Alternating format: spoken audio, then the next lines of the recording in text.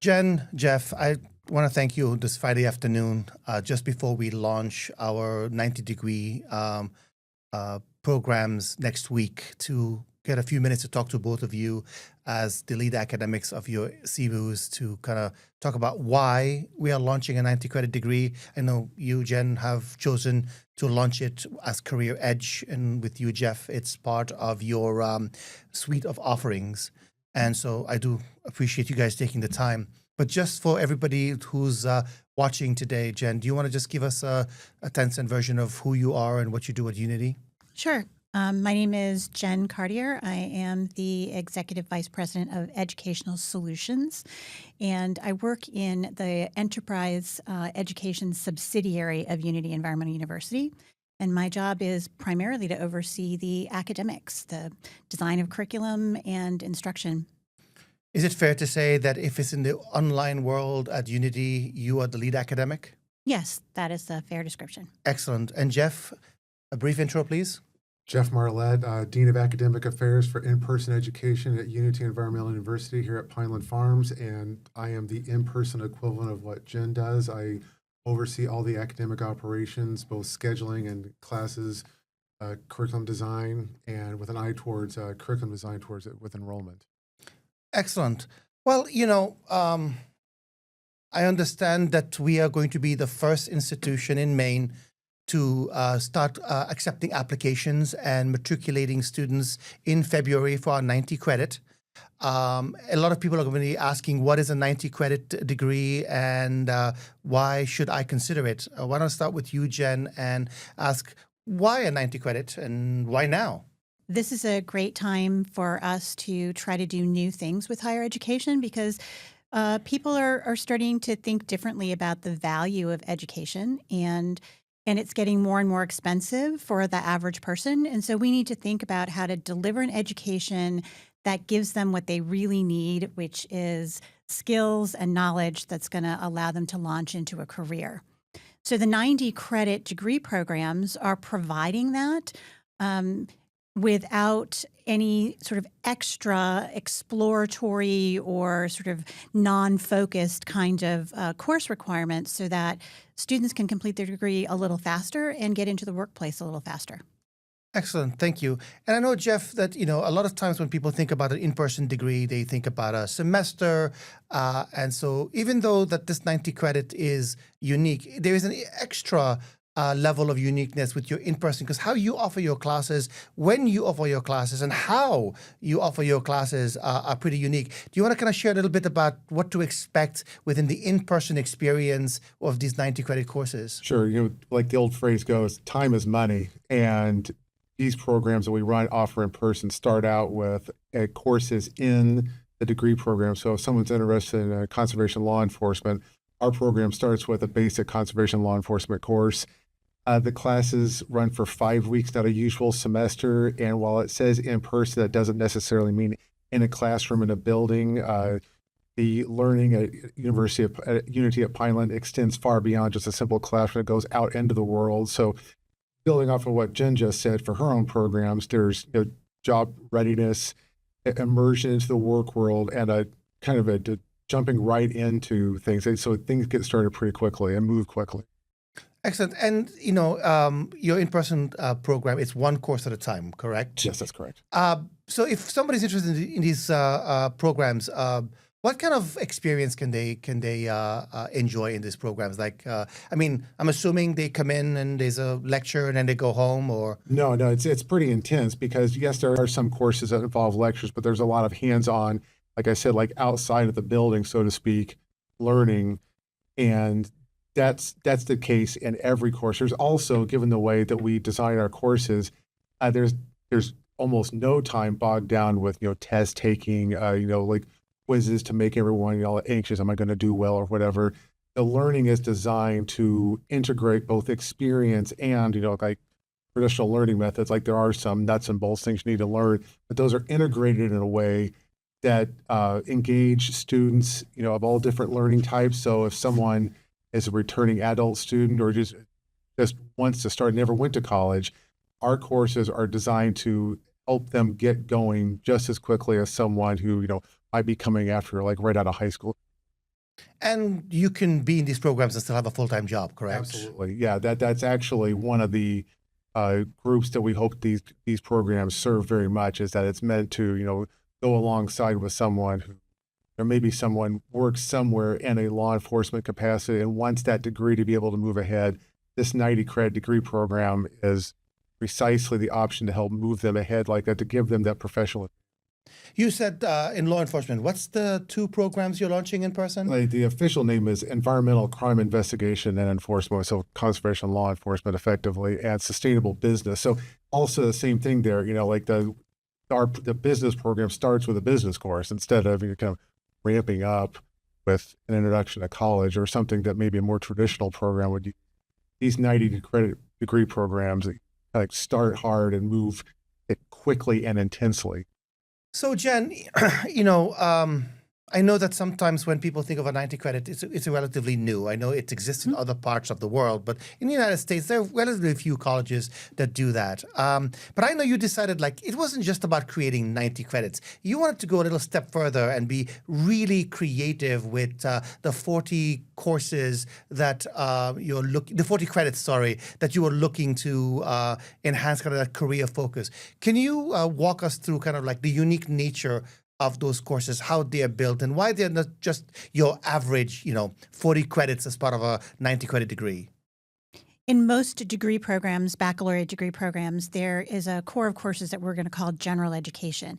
And the idea of a general education curriculum is to provide opportunities for learners to build general skills like quantitative literacy and communication skills, that sort of thing, and also to explore some different disciplines. We decided we weren't going to use a regular general education or a traditional general education core. We created a workplace readiness skills core, and we're delivering that core in a series of 1 credit courses that are AI enhanced and allow learners to build and practice a facility with skills that we think are going to be really important in the workplace. And then we've married that with more typical 3 credit discipline specific courses. So they're learning their disciplinary knowledge and skills that they would need. And then they're also really developing some competency around skills that they could apply for success in any kind of professional setting. Well, something interesting you said very casually. You were like, and it's AI enhanced. That seems something worth posting on. When you say it's an AI enhanced curriculum or courses, what exactly do you mean?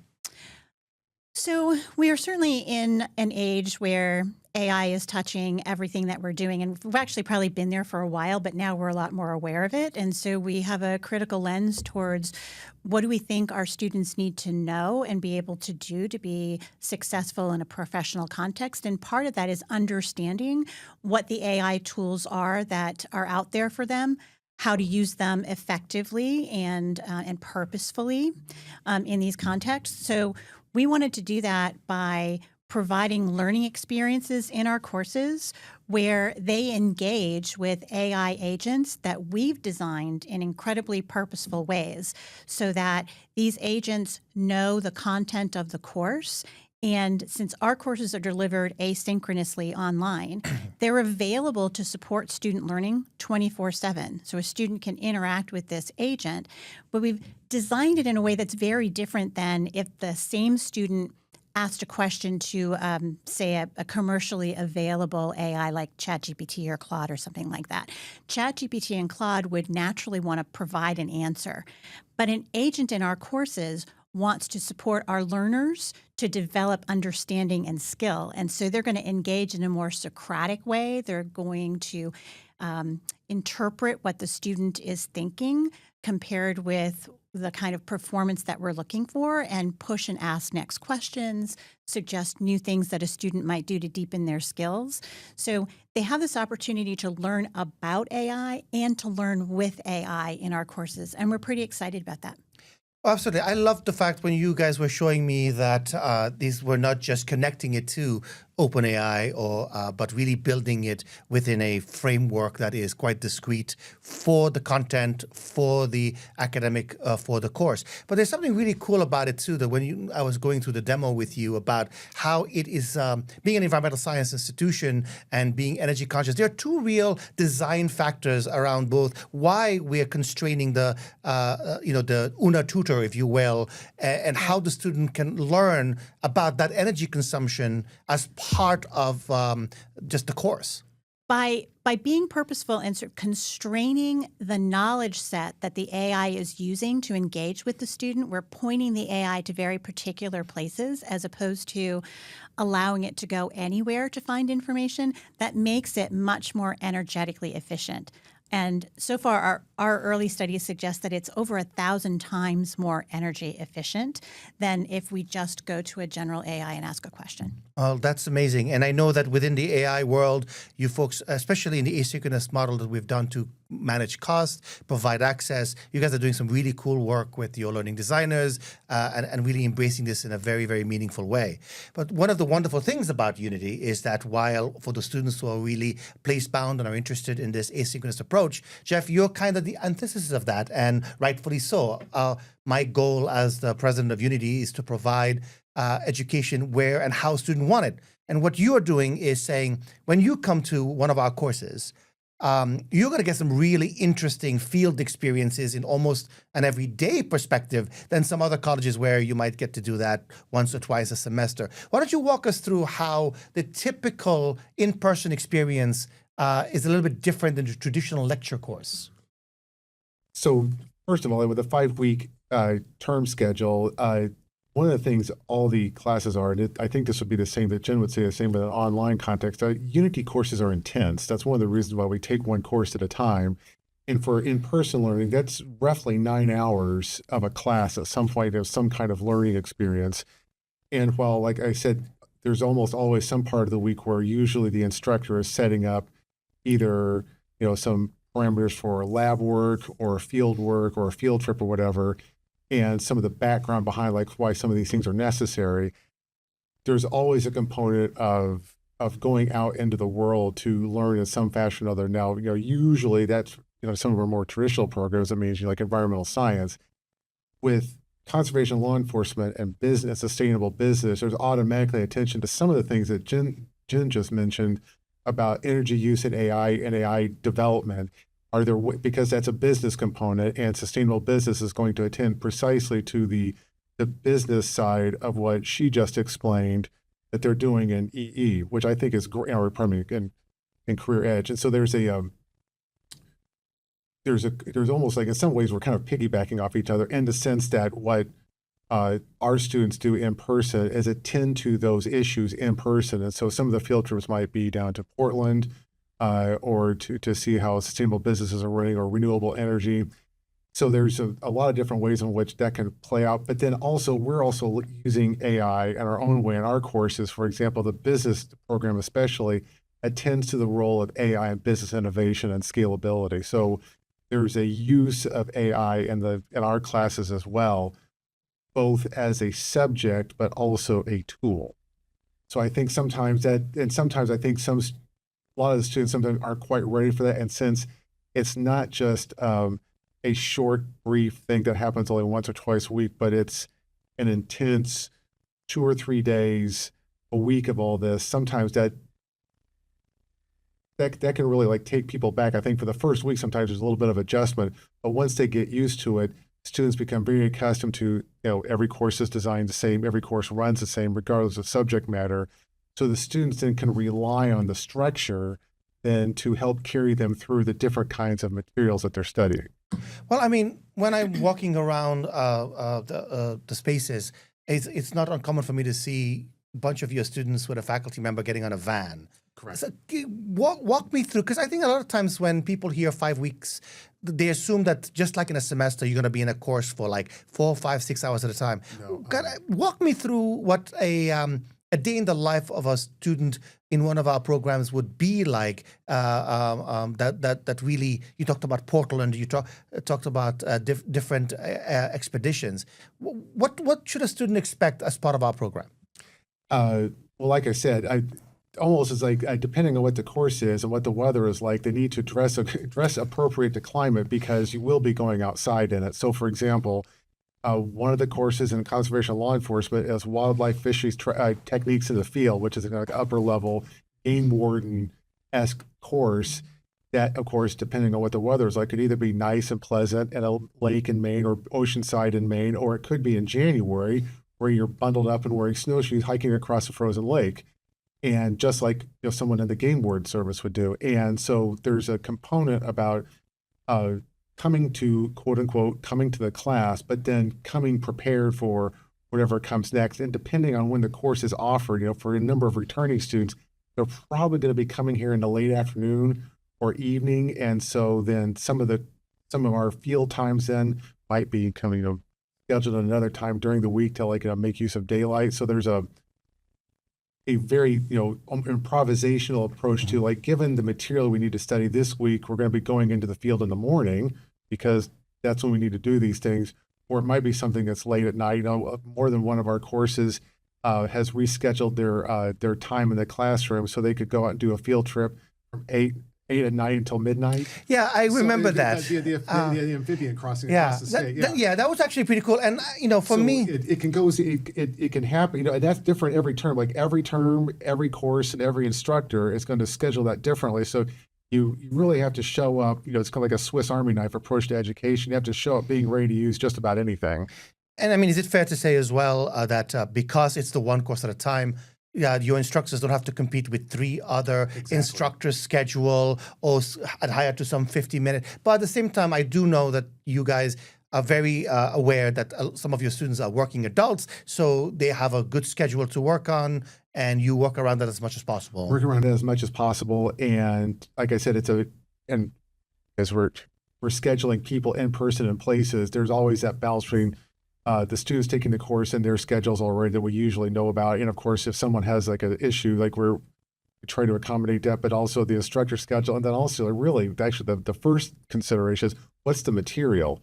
So for example, depending for conservation law enforcement courses, there's going to be a real attempt to basically make sure that the course is outside and in the world, which could also, in other words, we could be going to the Criminal Justice Academy in Vassalboro, for example, to make those trips and make those engagements at appropriate times to make the material become even more alive. Because it's one thing to read about it, and a number, for example, in Jen's case, in the CE world, where they're studying asynchronous online, they also already know about their experiences where the students are.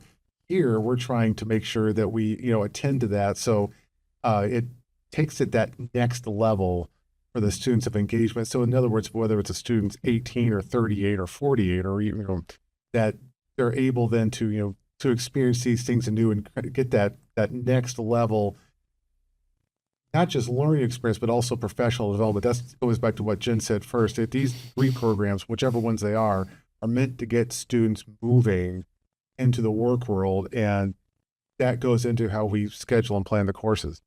Oh, agreed. Thank you. And Jen, it's always interesting to hear kind of the juxtaposition of pedagogical excellence both in the asynchronous online world and in the in-person world. I know one of the design features that you and your team worked on this as part of the Career Edge is also a very smooth transition to graduate programs, which really creates and I know that applies to the in-person too, but you guys are really looking at how a student could get a graduate degree at a significantly faster pace than the more traditional approach. Do you want to talk about how you guys have designed that, and what work are you doing with the graduate school at Unity and other institutions for those who are interested in graduate programs, but also would like the 90-degree baccalaureate instead of the more traditional, 18th century 120 credit degree?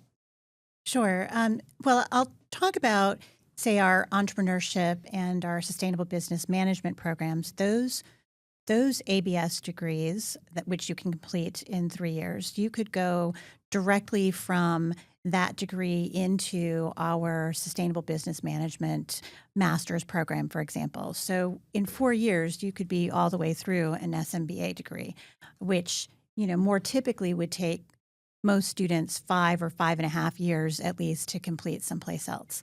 And Jeff, while you were talking, I was thinking about when you said, we want to get people into the workforce more quickly, I was thinking about what that value added is for our students. Our students not only are saving roughly $15,000 in tuition for 30 credits that they're not buying, but if they then start working a year sooner, and maybe they're going to start at 50 grand or something like that, and that's a $65,000 swing. So that is a really big difference for students in terms of the sort of economic advantage of the program.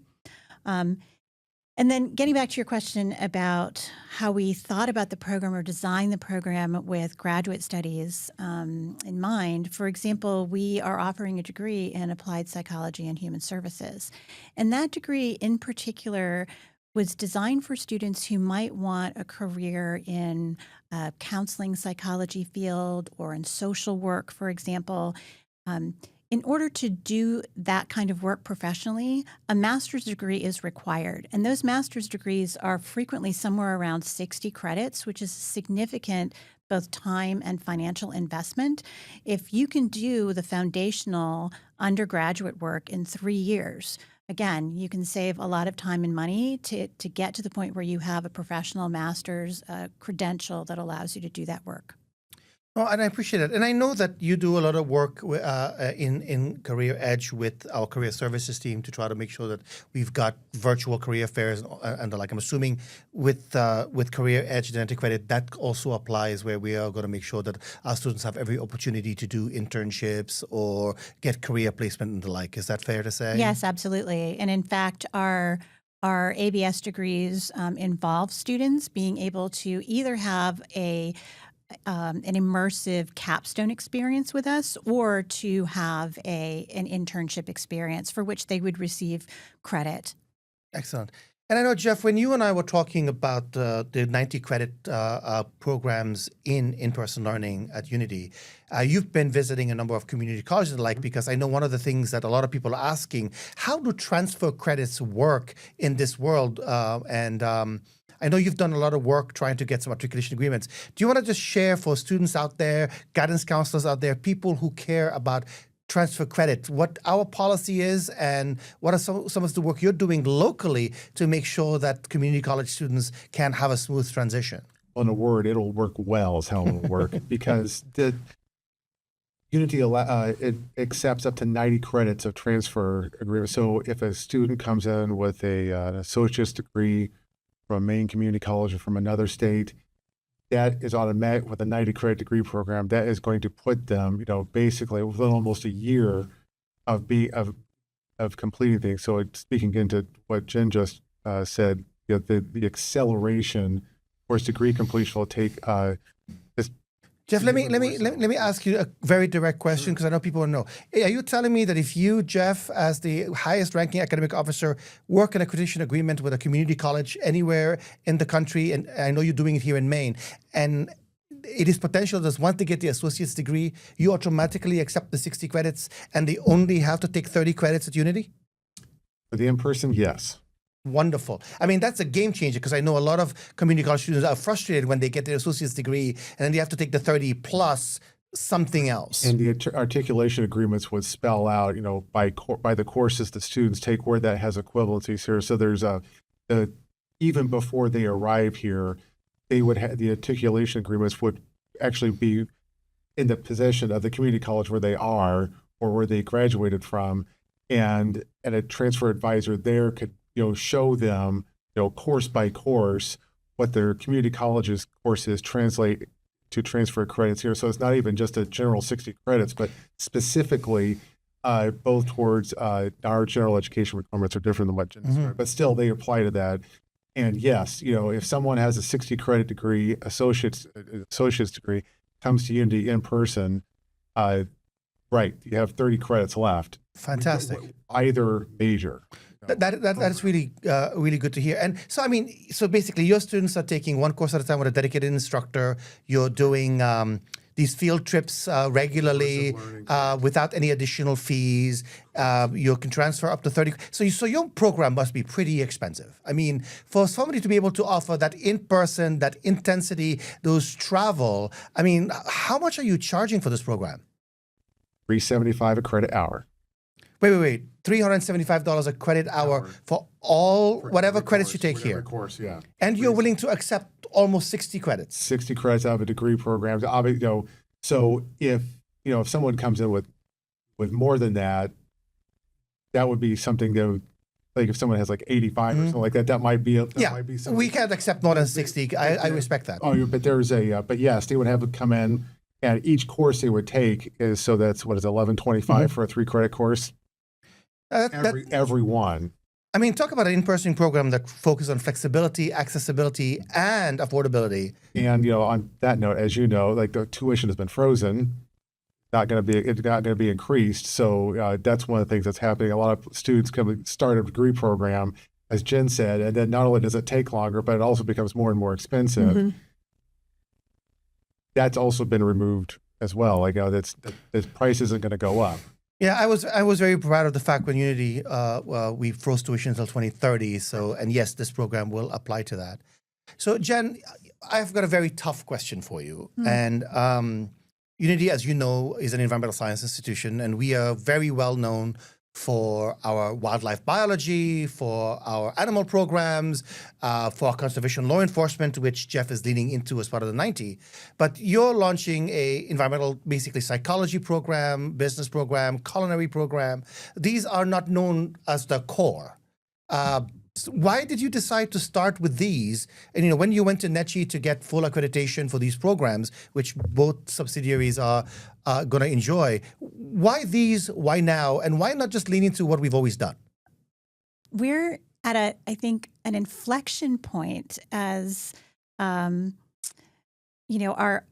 industry of higher education, right? We're at an inflection point where I think people are really asking themselves, is the juice worth the squeeze, right? Are we getting our return on investment?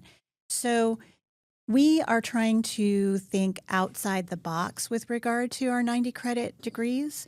And we really think that this is an opportunity for us to help people recognize that sustainability and environmental impact is something that it's a lens that we have to bring to thinking about and engaging with our work in any discipline, whether that's psychology or business, maybe especially business, whether it's criminology.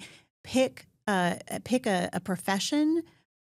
The world is changing, and the climate is changing. Our natural resources are being used and need to be managed, and so sustainability, both environmental and social sustainability, is a lens that makes us better as professionals, regardless of what field we're in. So we really wanted to be able to get that point across, and we think that this is an opportunity for us to do that. And who better incorporates sustainability and sustainability, science, and environment into every discipline than American University, who's been doing it since 1965. I'm very proud of the fact that my predecessors were the first to divest our endowment portfolio from fossil fuel, and we've graduated a lot of alumni who are working from all walks of life. Your program also has a unique feature that sometimes people might not know.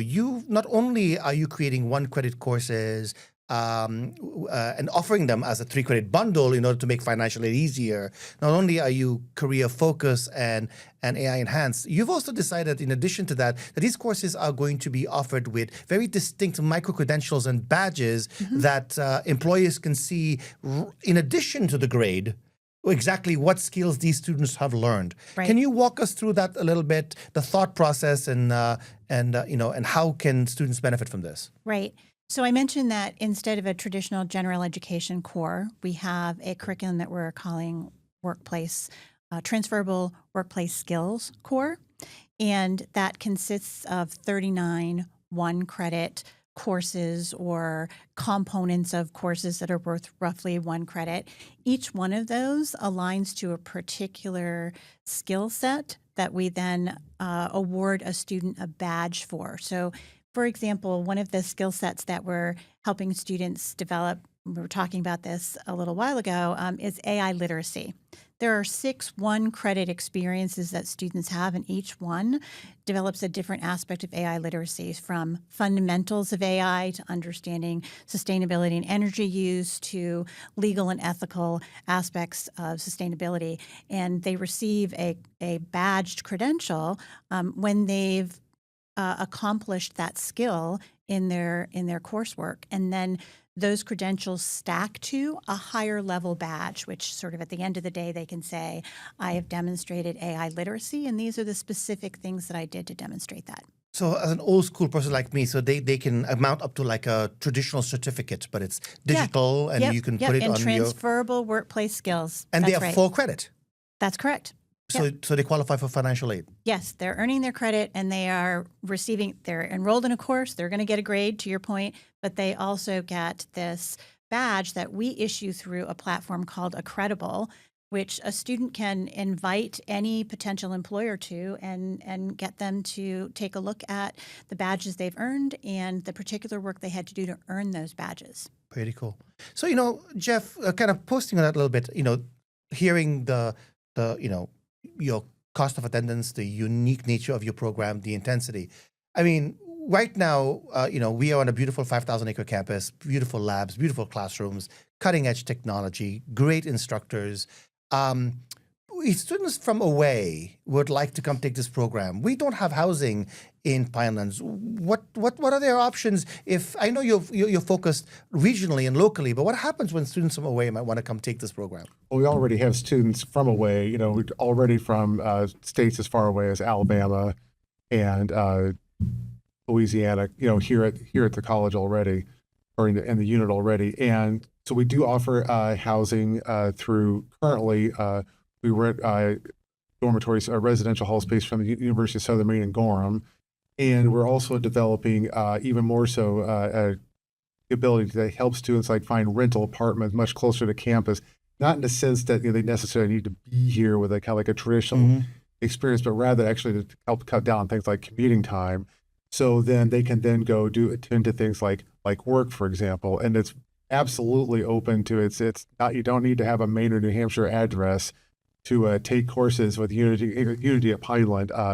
In fact, for a little bit, the majority of our students actually came from Massachusetts, and we're always looking to add students from other states and other parts of the country, precisely because they contribute to the diversity of perspectives that an in-person class can benefit from, that kind of like classroom discussion experience. But then also those students can go back to where they're from, whether it's Alabama or California or North Dakota, and apply what they've learned here in their own setting. In other words, they can take the Unity learning experience back to where they're from.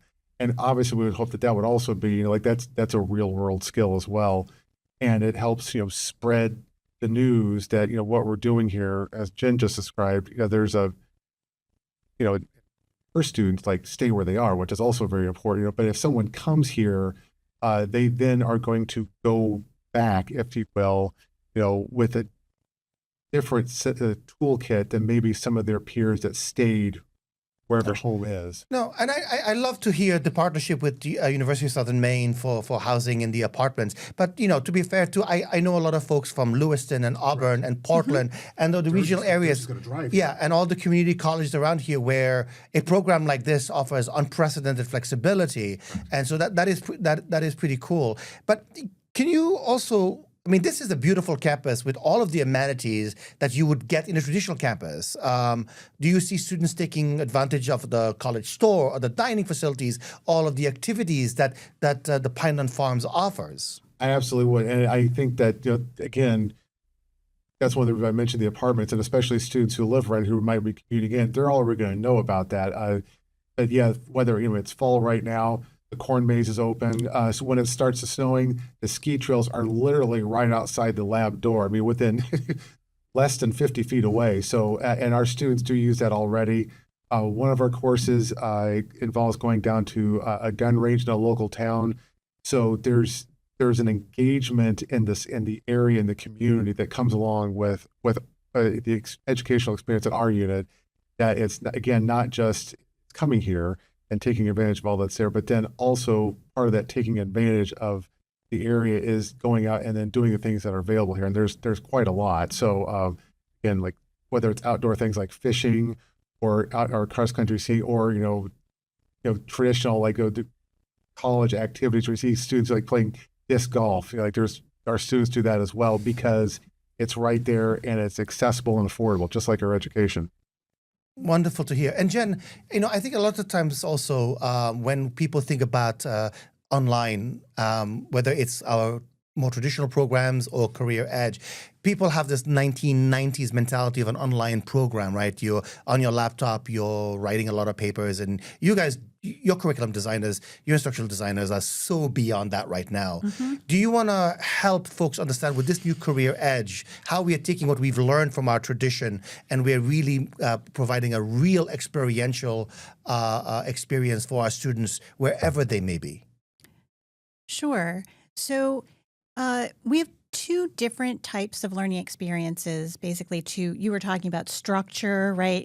How the structure, sort of repetitive structure actually helps maximize your thinking energy focused on the things that we want. So we call that, right, sort of managing extraneous load and maximizing germane load. So in one structure, these are these 1 credit skills-based courses, which are really, they're self-paced. They're designed for a student to be able to, they're going to engage with some materials where they're going to learn about and reflect on the utility of the skill and then think about how they're going to apply it in their own sort of personal or professional context. And then they're going to have multiple opportunities to practice and get feedback, and then they're going to demonstrate mastery. So it's very pragmatic. That's what that looks like.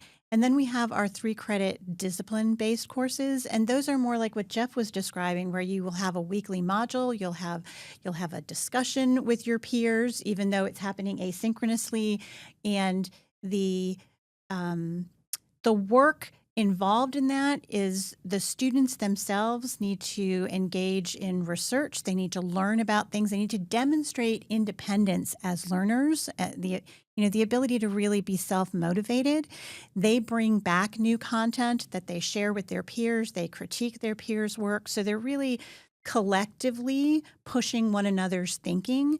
They're not being spoon-fed information. We give them we point them to a set of materials that has important information, but the kind of work we're asking them to do is to engage in using that information to construct a piece of work that is an authentic element of their professional practice. They might be putting together a business plan. They might be putting together a financing pitch or something like that. And so they're going to work on that a little bit every week. And that's what's focusing their engagement with these materials. They're not listening to lectures for the heck of it. They're not reading, long articles just because they have a particular performance or project that they're working towards, and they see that as something that they might actually do something quite analogous in their professional work. And so they're highly motivated to figure out how to take what they need from those materials and build their skills so they have a product that they're proud of at the end of the course. So if I'm an employer or I'm a graduate school and I ask you as the architect of our curriculum, why should I consider somebody with a 90 credit degree instead of a 120 credit degree? Because first principle says it's a deficit. It's 30 less credits. Why should I consider yes, you're getting me the student faster, but why should I consider that student as somebody I should hire tomorrow? Well, from where I'm sitting, I'm looking at both of our programs, and I think that they serve different audiences. And I think a student who's going to be successful in the 90 credit program is a student who is self-motivated and can thrive in a pretty fast-paced environment. The 90 credits includes the same, or in some cases even a slightly enhanced core of disciplinary material. They're getting the same major specific courses. They know their content, but they are developing the skills that typically would emerge through a combination of general education courses and electives. They're doing that in our skill-based core, and they're doing it faster, which means that they don't have a lot of time to, I don't know, they don't have a lot of time to mess around. They have to be focused. And I think that would tell me, as someone looking at an applicant for a graduate program, that they were ready to be successful in that context. So you're teaching resiliency, motivation, and that's not even explicitly in the curriculum. And I know that applies to you as well, Jeff, and the program. So Jeff, I have one more question before we wrap this up. I've been looking at a lot of these programs that are budding, and full disclosure, Europe has had a similar for generations, so it's nothing new. But what kind of restrictions are you putting in on who you're accepting into this program?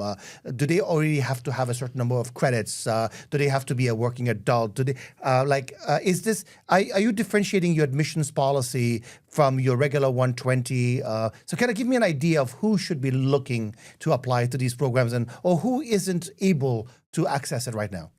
Well, everybody should. I mean, it's pretty wide open in that sense, and certainly not tiered or restrictive in any sense. If someone is, and Jen, both of you use words self-motivated and resilient, but those kinds of characters can appear in people, right out of high school or after 30 years of military vets, right? Sure. Life, and so, and there's also that's something that comes out in the interview process. Like when someone, after a student's been accepted and they come here, then we realize what they're made of. And so, but that's not a degree requirement. That's something, and that's also something that we can help, our programs help develop in students as well. Like the learning process is itself inculcates resiliency. And so no, it's there are no restrictions, and everyone is welcome to apply, because that's actually what we hope to serve with these programs. And within them, then, there might be different ways in which there might be different learning experiences based on a certain person's experiences or lack thereof, but that's determined by the course in the moment and not something that's predetermined. So the student doesn't show up with some kind of burden to unload or carry along with them. Well, it's nice to hear that the requirements for admission, whether it's the 120 or the 90, are the same. That is really great to hear, because I hear all the time the importance of an educated society, that sometimes I feel like we put up a lot of barriers to entry instead of bringing them in, meeting them where they are, and let them decide if they're going to succeed or not. So, I'm very, very proud of the fact that what you guys have designed in such a short period of time. I think the 90 credit is a real innovation for Career Edge and for in-person learning, taking what we've learned and putting into the kind of this new context. Jeff, as we round up, is there anything that you would like to tell our audience about the in-person Unity at Pineland? Any closing remarks about this program or in-person as a whole? We're very excited about them for the unit. We're very proud of what we do here in terms of the educational product and process and experience we offer. And in some ways, kind of like what Jen mentioned with the curriculum of the 90 credit degrees, it's got everything that the 120 degree programs have, but intensified. And so we're really excited about the two programs that we're offering, going to be launching in February, and really are looking forward to welcoming in all sorts of different learners into the program. Well, it's always nice to hear that we have a fully accredited 90 credit program. I love the fact that you've taken the soul of Unity and you've put it into new programs, new disciplines, new locations, and unprecedented access to a new type of student. Jen, I know you've worked very, very hard with the institution as a whole to make sure that these programs are fully accredited, that it builds upon what we're already good at. What would you like our audience to know about Career Edge and where we're going from here? I'm very excited about the way that we are engaging with subject matter experts to develop our courses, which is something we do both in our 120 credit programs and our 90 credit programs. It really gives us an opportunity to make sure that the content that we're sharing with students is current, and relevant for what they're going to need in their professions. And I'm really excited about the way that we're going to be able to connect to and sort of provide opportunities for students in new fields. Yeah, I'm very excited. I mean, this is definitely another first for us at Unity, and I'm really glad the two of you, alongside with the enrollment folks and everybody at the university, have kind of come together to create yet another option for our learners. 90 credit career edge. Applications are starting in October, and we're hoping to matriculate our first class in both in person and online in February. And so thank you both for taking the time. I really appreciate it. I think our viewers deserve to know the work and dedication that went in to create this. So thank you very much. And for those of you who've been watching in, I'm Melik Peter Khoury. I'm the president and CEO of Unity Environmental University. And as America's Environmental University, focus on access and affordability. And I love the fact that our instructors, our administrators, our faculty and staff are focused on how do we make more people get a degree, more people get an education, more people be career aware, more people be environmentally aware, culturally competent, and ready for their first job and their entire career. So I'd like to leave you all with a very simple maxim that I use at graduation, and I think it's appropriate as we launch this new degree, both in person and online, is that when we are successful, my hope is wherever there are people, there will be unity. Thank you for watching. Thank you, Melik. Thank you.